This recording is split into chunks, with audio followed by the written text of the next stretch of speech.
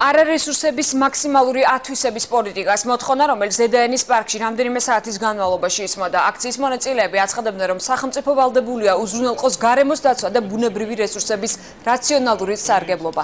არასამთავრობოებმა გააპროტესტეს ენერგეტიკის სამინისტროს მიერ დაგეგმილი ჰეცების მშენებლობა და გადაწყვეტილების მიღებამდე გარემო პირობების კარგად შესწავლა მოითხოვეს.